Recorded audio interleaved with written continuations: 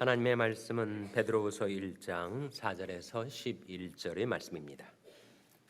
이로써 그 보배롭고 지극히 큰 약속을 우리에게 주사 이 약속으로 말미암아 너희로 정욕을 인하여 세상에서 쏟을 것을 피하여 신의 성품에 참여하는 자가 되게 하려 하셨으니 이러므로 너희가 더욱 힘써 너희 믿음의 덕의 지식을 지식의 절제의 인내의 경건의 형제 위에 사랑을 공급하라.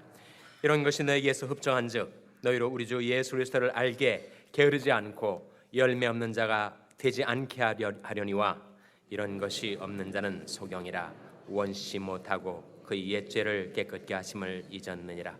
그러므로 형제들아 더욱 힘써 너희 부르심과 택하심을 굳게 하라.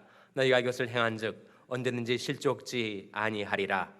이같이 하면 우리 주 곧 구주 예수 그리스도의 영원한 나라에 들어감을 넉넉히 너에게 주시리라. 아멘. 할렐루야. 서로 평강의 복을 기원하는 마음으로 샬롬 인사 나누시기 바랍니다. 샬롬.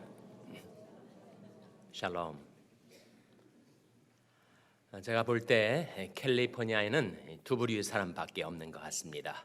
하나는 감기 걸린 사람, 다른 하나는 감기 걸릴 사람. 여러분은 언제까지나 감기 걸릴 사람으로만 남아 계시게 되시기를 바랍니다. 제가 오늘 여러분을 보고도 혹시 악수를 안 하거든 서운하다 생각하지 마시고 아마 감기 때문에 그런가 보다 이렇게 이해를 해 주시기를 바랍니다. 찬송가 197장에 이런 가사가 나오죠. 이 세상 험하고 나 비록 약하나. 이 세상은 험합니다. 그 세상을 사랑하는 나는 약하죠. 하나님께서 은혜로 새해를 열어주셨지만 과연 이 험난한 세상을 내가 어떻게 살아갈 수 있을 것인가? 하나님의 말씀은 이것들을 공급하라. 이 은혜들을 공급해야만 이 세상을 헤쳐나갈 수가 있다. 내 인생에다가 내가 공급해야 할 8가지 은혜가 오늘 본 말씀에 나타나 있습니다. 5절에서 7절 같이 읽겠습니다. 다시 한번 베드로후서 1장 5절에서 7절 말씀을 같이 읽겠습니다. 시작. 이러므로 너희가 더욱 힘써 너희 믿음의 덕의 지식의 절제의 인내 경건의 형제 위에 사랑을 공급하라. 이것들을 공급하라. 몇 가지가 나온다고요? 8가지가 나와요. 자연인으로서 우리 스스로의 인생의 힘으로 이 세상을 헤쳐나가기가 역부족이지만 우리에게 이 은혜를 나 스스로에다가 공급을 하면 우리는 세상을 이기는 자로 살아갈 수가 있다 하시는 말씀이에요. 첫 번째가 뭡니까? 믿음이죠. 믿음이 없이는 우리는 세상을 극복해 나갈 수가 없습니다. 요한일서 5장에 나온 말씀인데 대저 하나님께로서 난 자마다 세상을 이기느니라. 세상을 이김은 이것이니 우리의 믿음이니라. 예수께서 하나님의 아들이신 줄을 믿지 못하면 세상을 이기는 자가 어디에 있느냐라고 말씀하시면서 우리가 믿음이 있으면 이 험한 세상을 우리는 헤쳐가며 극복하며 세상을 이기는 자로 살아갈 수가 있음을 보여주고 있습니다. 우리 앞서 예수님께서 세상을 이기셨기 때문이지요. 믿음이 없으면 우리는 연약하기 짝이 없습니다. 믿음이 없이는 우리 인생은 휘청거릴 수밖에 없습니다. 그러나 우리에게 믿음이 있으면 그 믿음은 나의 연약한 인생을 굳게 세워주죠. 근데 그 믿음은 신념이 아니고 내 인간적인 정신력의 집중도 아니고 그 믿음은 말씀이 내 마음속에 깨달아져서 내 마음속에서 말씀이 화한 것, 그것이 바로 믿음이라고 성경은 가르쳐주죠. 그러므로 믿음은 들음에서 나며 들음은 그리스도의 말씀으로 말미암았느니라. 따라서 우리가 믿음 갖고 세상을 이기며 살려 한다면 우리 연약한 내 인생에다가 계속해서 하나님의 말씀을 공급해 주지 않으면 안 됩니다. 말씀을 의지하지 않고 우리가 어떻게 세상을 헤쳐나갈 수가 있겠어요? 주의 법을 사랑하는 자에게는 큰 평안이 있으니 저에게 장애물이 없으리이다. 그 평안과 형통의 삶을 누가 누리며 살 수가 있다고요? 하나님의 말씀을 사랑하는 자, 그 말씀을 연약한 자기 인생에다가 스스로 계속 공급해 주며 살아가는 자, 그래서 그 말씀을 붙들 수 있고 그 말씀을 의지할 수 있으면 우리는 세상을 이기는 자로 살 수가 있다는 거죠.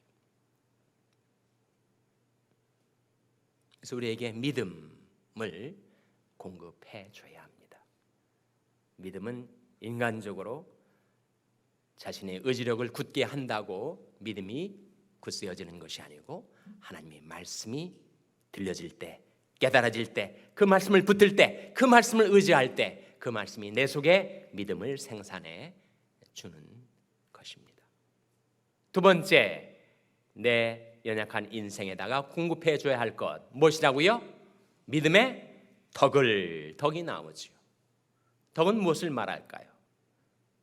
덕이란 말이 베드로전서 2장의 다음과 같은 문맥에서 나옵니다. 오직 너희는 택하신 족속이요 왕같은 제사장들이요 거룩한 나라요 그의 소유된 백성이니 이는 너희를 어두운 데서 불러낸 자의 기이한 덕을, 아름다운 덕을 선전하게 하려 하심이라 했을 때 우리 사명이 이 세상에다가 하나님의 아름다운 덕을 선전하는 것이라 했을 때 그 덕의 내용이 무엇인가, 덕의 의미가 무엇인가, 그것은 하나님의 선한 능력을 가리킵니다. 우리에게 그것이 필요해요. 우리에게 그 선한 능력이 필요합니다. 악에게 지지 말고 선으로 악을 이기라. 그 선한 힘이 필요합니다.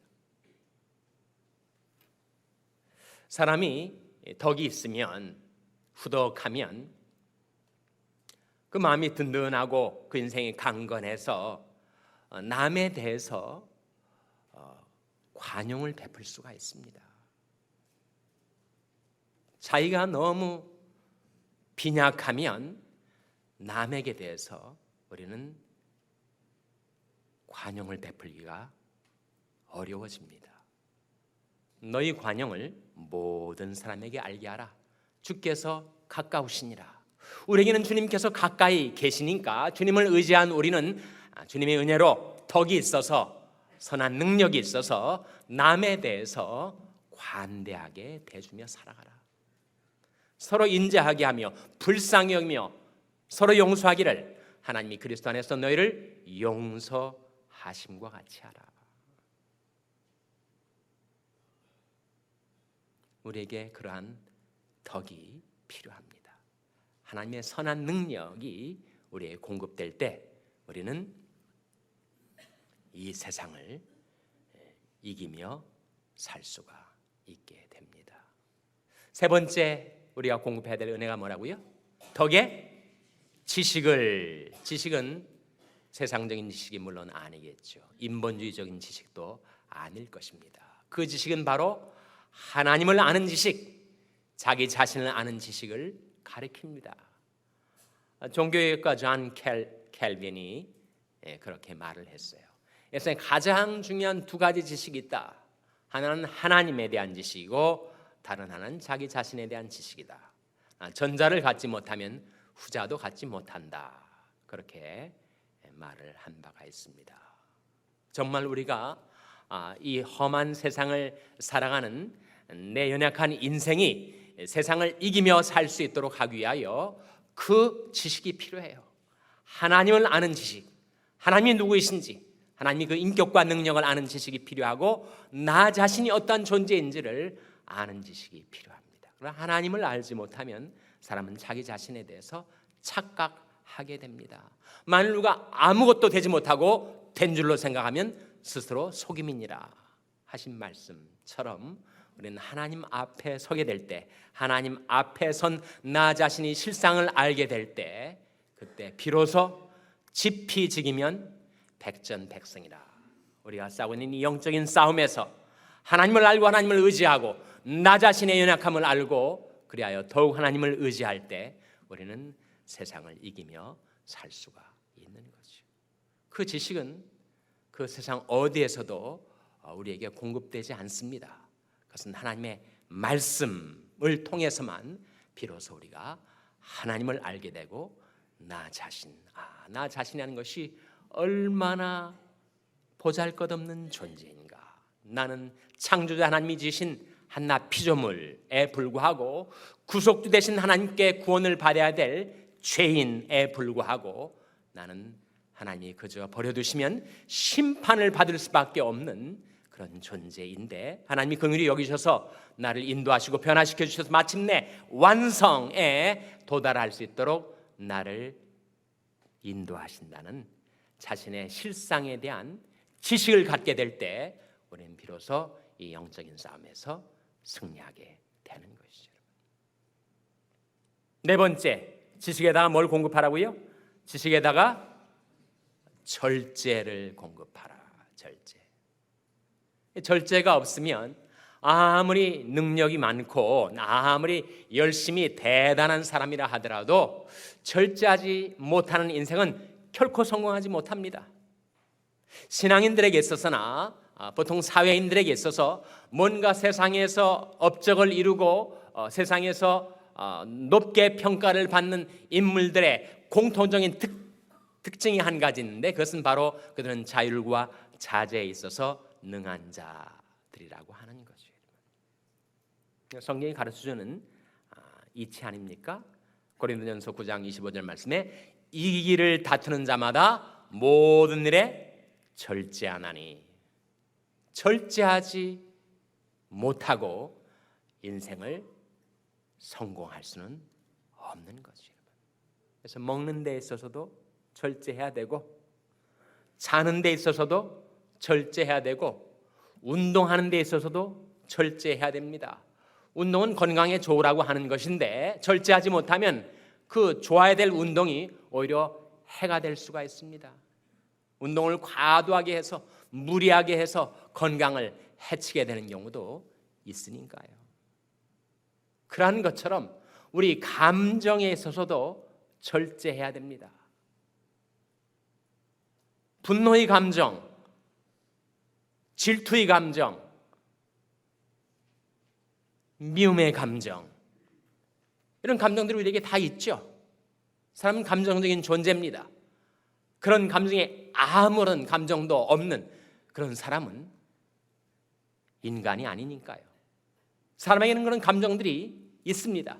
그러나 그 감정들에게 내가 사로잡히게 되는가, 그 감정에 내가 제압을 당하게 되는가, 아니면 그 감정을 내가 통제하게 되는가, 그것은 전혀 별개의 문제니까요. 연초에 신문 보도를 통해서 또는 방송을 통해서 들으신 분들이 계실 거예요. 미시간주에 디트로이트 시가 있는데 디트로이트의 한 아파트에서 일어난 사건입니다. 한 사람이 밤중에 잠을 자다가 빈대에 물려가지고 잠이 깬 거예요. 새벽 4시 반쯤 됐다고 합니다. 새벽잠을 설치고 자기를 물은 빈대를 보고 화가 난 거예요. 그래서 일어나자마자 알코올을 막 분사를 한 거예요. 빈대를 잡으려고, 소독을 하려고. 그리고 빈대 물린 자기 몸에다가도 막 알코올을 뿌린 겁니다. 잠이 깨가지고 침대에 걸터 앉아가지고 담배를 물었어요. 담배를 물고 보니까 자기를 물은 빈대가 지나가는 거예요. 그래서 아예 이놈을 내가 담뱃불로 쥐져 죽이고 말겠다, 그렇게 생각을 한 거예요. 그래가지고 담뱃불을 빈대에다가 대려는 그 순간 알코올에 불이 붙은 거예요. 침대에 분사된 모든 알코올에 불이 옮겨 붙어가지고 이 사람이 중화상을 입었어요. 살던 아파트가 전소가 됐습니다. 자기 주위에 있는 아파트 4채가 다 불에 타버렸다는 거예요. 참 어처구니 없는 일 아닙니까? 천하의 미물인 빈대 때문에 자기가 중화상을 입고 자기 집을 다 태워버렸으니 우리말 속담에 무슨 속담이 있죠? 빈대 잡으려다가 초가 3칸 태우는 꼴이 된 겁니다. 참 어처구니 없는 한심한 일이 사실은 우리 인생 속에 일어난다는 거예요. 그럼 우리 인생에 귀빈들은 꼭 있습니다. 귀빈들이 뭐죠? 귀찮은 빈대. 항상 누구에게나 빈대는 있어요. 근데 그 빈대 때문에 화가 나가지고 그 빈대 잡으려다가 자기 인생을 태우고 자기 가정을 태우게 되는 일이 생긴다면 얼마나 딱한 일입니까, 여러분? 빈대 때문에 성가시게 되고 빈대 때문에 화가 난 일이 있을 수가 있지만 그 분노의 감정을 절제하지 못하고 오히려 그 분노의 불길에 자기가 사로잡혀서 그 귀중한 자기 인생을 태우고 자기 가정을 태우고 자기 주위에 있는 사람들의 집을 태우게 된다면 그건 얼마나 안타까운 일이겠어요. 그래서 이 길을 다투는 자마다 모든 일에 절제한다. 제가 한 번은 자동차 수리를 하러 갔는데 그 배너에 이런 말이 써 있더라고요. Power without control is nothing. 그런 말이 써 있어요. 통제되지 않는 힘은 아무것도 아니다. 정말 자동차가 아무리 엔진의 힘이 좋아도 통제되지 않고 브레이크가 잡혀지지 않는 그 힘은 아무것도 아니죠. 오히려 아무것도 아닐 뿐만 아니라 파괴적이 될 수가 있는 거 아닙니까? 우리 인생에 힘이 있고 재능이 있고 능력이 있어도 절제되지 않는다면, 통제되지 않는다면 그것은 오히려 해로운 것이 될 수가 있는 거죠. 그래서 너희 믿음의 덕의 지식을, 지식의 절제를, 그 다음에 5번째 절제다 뭘 공급하라고요? 인내를 공급하라. 인내는 아플 때 오래 참는 게 인내인가? 그 인내를 말하는 것이 아니지요. 그 인내는 힘들고 괴롭지만 자기가 가야 할 그 길을 계속 꾸준히 갈 수 있는 능력이 바로 인내입니다. 하나님의 은혜로 들어서게 된 이 신앙의 길, 이 사명의 길, 거기에 어려움이 있고 장애물이 있고 괴로움이 있을지라도 그 길을 꾸준히 정진해 갈 수 있는 그 힘이 바로 인내. 만약 우리에게 인내가 없으면 우리는 결코 온전한 하나님의 일꾼으로 쓰임을 받을 수가 없겠죠. 한때 하늘을 찔 같은 열심을 가지고 번쩍이는 재능으로 아무리 열심히 일을 하다가도 이내 다 식어져 버리고 오히려 다 사라져 버린다면 어떻게 하나님께 쓰임받는 그릇이 될 수가 있겠습니까? 하나님께서 우리 삶 속에 때때로 시련을 허락하시는 이유, 그것은 인내를 키우시기 위함이라. 야고보서 1장에 나온 말씀 아닙니까? 형제들아, 너희가 여러 가지 시험을 만나거든 온전히 기쁘게 여기라. 이는 너희 믿음의 시련이 인내를 만들어낸 줄 너희가 알미라. 인내를 온전히 이루라. 이는 너희로 온전하고 구비하여 조금도 부족함이 없게 하려 함이라. 그러므로 사랑하는 형제들아, 견고하며 흔들리지 말며 항상 주일에 더욱 힘쓰는 자들이 되라. 이는 너희 수고가 전에서 헛되지 않을 줄을 너희가 알미라. 우리에게 인내가 필요합니다. Stay the course. 그 길을 계속 갈 수 있는 인내가 우리에게 필요하죠. 6번째 뭡니까? 인내다 뭘 더하라고요? 인내에다가 경건을 더하라. 경건은 무엇이에요? 경건은 하나님 앞에서 살아가는 힘입니다. 하나님께서 아브라함을 쓰시기 위하여 그를 불러내신 다음에 아브라함에 이렇게 말씀하셨어요. 아브라함아 두려워 말라. 나는 너희 방패요 너희 지극히 큰 상급이니라 하고 말씀하시면서 나는 전능한 하나님이라 너는 내 앞에서 행하여 완전하라 이렇게 말씀하셨어요. 이게 바로 경건의 능력이죠.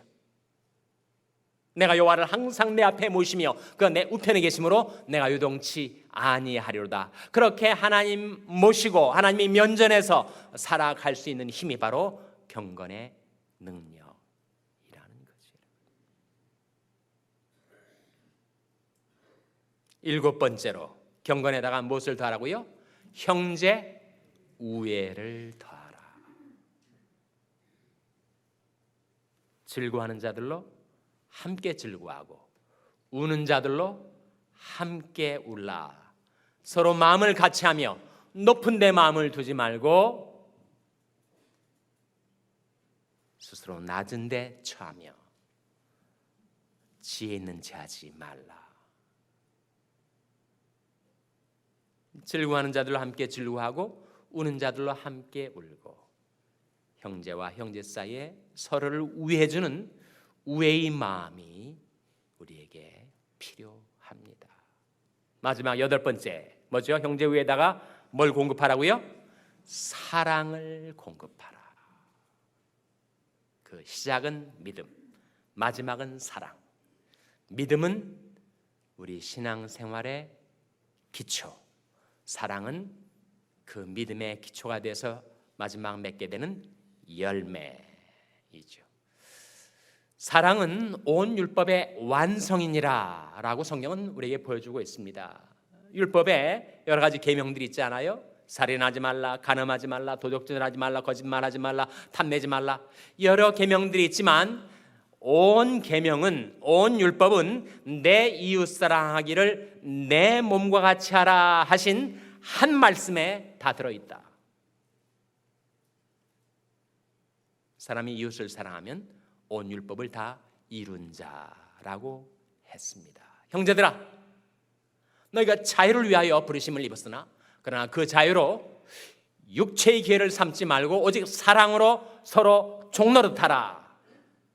온 율법은 내 이웃 사랑하기를 내 몸과 같이 하라 하신 한 말씀에 이루었나니 서로 너희가 서로 만일 물고 먹으면 피차 멸망할까 조심하라. 사랑은 율법의 완성입니다. 너희가 진리를 순종함으로 너희 영혼을 깨끗하게 하여 거짓이 없이 형제를 사랑하게 이르렀으니 마음으로 뜨겁게 피차 사랑하라. 무엇보다도 열심으로 서로 사랑할지니 사랑은 허다한 죄를 어떻게 한다고요? 사랑은 허다한 죄를 덮느니라. 살다 보면 서로에게 못할 짓을 하고 아픔을 주고 상처를 줄 일이 있겠지만 내가 그를 사랑한다면 그가 나에게 행한 그 모든 일들을 덮어주고 지나쳐주고 잊어버리게 된다는 거죠. Forgive and forget. 용서하고 잊어줄 수 있게 해주는 것이 바로 사랑이니 사랑의 힘이야말로 가장 강력한 인생을 성공시키는 힘이 되고 아가서 8장에 나온 말처럼 사랑은 죽음같이 강합니다. 이 세상에서 가장 강한 힘이 죽음인데 사랑은 죽음같이 강력하게 우리 인생을 살려낼 수가 있다는 거죠. 그래서 하나님께서 은혜로 주신 새해의 삶을 살아가는 동안에 이 자연인으로서의 나의 연약한 인생에다가 내가 공급해야 될 8가지 은혜의 공급이 필요한데 그것이 뭐라는 겁니까? 믿음, 덕, 지식, 절제, 인내, 경건, 형제우애, 사랑을 공급하며 살아가라. 만일 그것을 공급하며 살아가는 자에게는 이러한 4가지 축복이 따를 것이다 하는 말씀이 8절에서 11절에 나오죠. 8절 말씀 같이 읽겠습니다. 시작. 이런 것이 너희에게서 흡족한즉 너희로 우리 주 예수 그리스도를 알게 게으르지 않고 열매 없는 자가 되지 않게 하려니와. 첫 번째는 열매를 맺는 삶을 살게 된다는 거예요. 그런 은혜가 공급되니까 믿음의 뿌리를 뻗치고 마지막 사랑의 열매를 맺는 그런 나무가 열매를 맺게 되는 그런 인생이 되게 된다. 하나님이 우리를 불러주시고 구원하신 목적 자체가 사실은 열매 맺도록 하기 위함이라고 예수님 말씀하신 바가 있지 않습니까? 그런데 우리에게 이런 은혜가 공급되면 우리가 열매 맺는 인생이 될 것이다. 첫 번째 축복의 약속입니다. 두 번째 축복의 약속, 그 다음 9절에 나와 있습니다. 같이 읽겠습니다. 9절 말씀 시작. 이런 것이 없는 자는 소경이라 원치 못하고 그의 옛 죄를 깨끗게 하심을 잊었느니라. 우리에게 그런 은혜가 공급되면 우리는 원시하게 된다. 멀리 바라볼 수 있게 된다.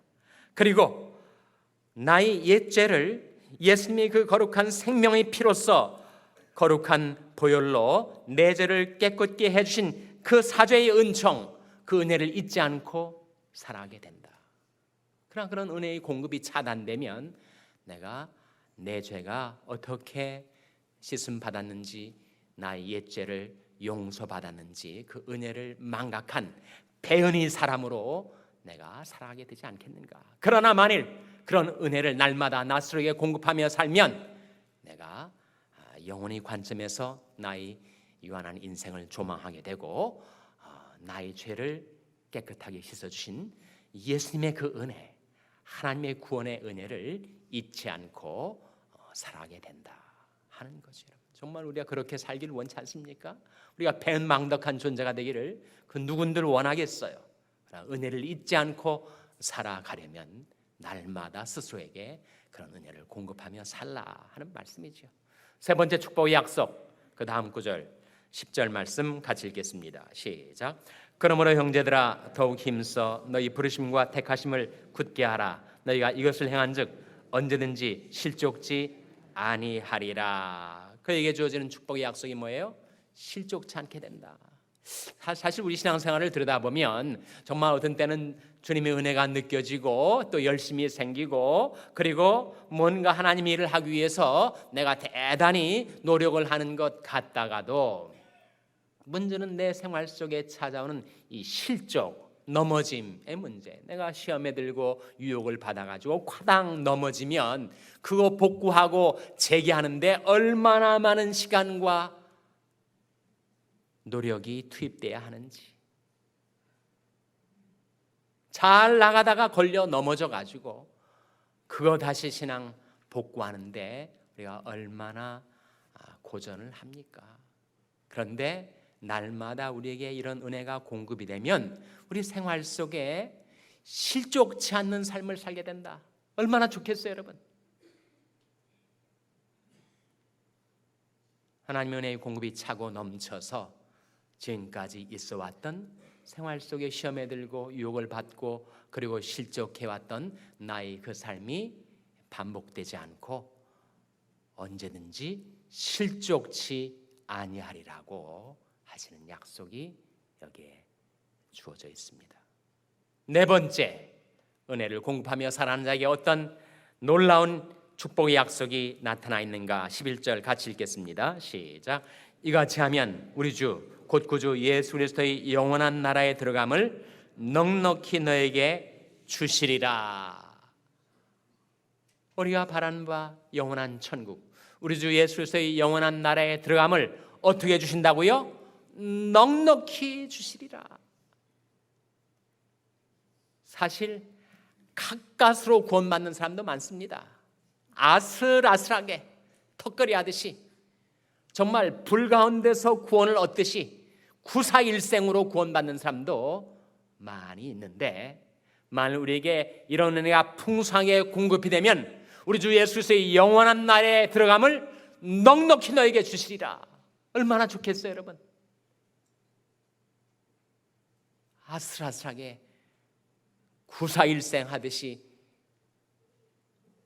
겨우겨우 턱걸이 하듯 천당에 매달리는 것이 아니라 우리 주 예수 그리스도의 나라에 넉넉히 들어가게 되는 그 풍성한 구원의 은총이 우리에게 임하게 된다면 얼마나 그것은 좋겠습니까? 그런 네 가지 은혜, 네 가지 축복이죠. 우리 삶 속에 이런 8가지가 공급되면 우리 삶 속에 이런 축복이 이루어질 터인데 첫 번째가 뭐라고요? 열매 맺는 인생. 두 번째가 뭐라고요? 은혜를 잊지 않는, 사죄의 은총을 잊지 않는 인생. 세 번째 뭐라고요?